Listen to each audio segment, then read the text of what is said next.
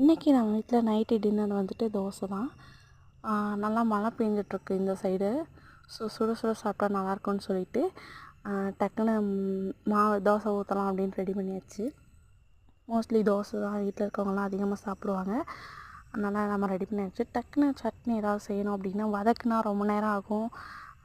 மழை பெஞ்சிருக்கனால டக்குன்னு கரண்ட் வேறு போயிடும். டக்குன்னு ரெடி பண்ணுறதுப்போ என்ன தோணுச்சுன்னா கார சட்னி பச்சையாக அரைச்சி வச்சா நல்லாயிருக்கும்ன்ட்டு மோஸ்ட்லி ஹஸ்பண்ட் விரும்பி சாப்பிடுவாரு. அதுக்காகவே நான் சட்னி ரெடி பண்ணுவேன். எப்போ தோசை ஊற்றினாலுமே நான் அதை ரெடி பண்ணிடுவேன்.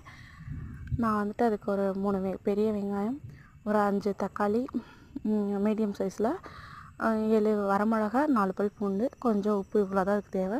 பச்சையாக அரைச்சி நம்ம தாளிக்கும் போது கொஞ்சமாக அது கூட சோம்பு சேர்த்துக்கோங்க. கடுகு, கருவேப்பிலை, சோம்பு, இவ்வளோ தான் அதுக்கு தேவையானது. தாளித்து கொஞ்சம் இறக்கி வச்சிக்கணும் போதும். டேஸ்ட் அல்டிமேட்டாக இருக்கும். எப்படி இருக்குன்னு செஞ்சு பார்த்துட்டு கமெண்ட்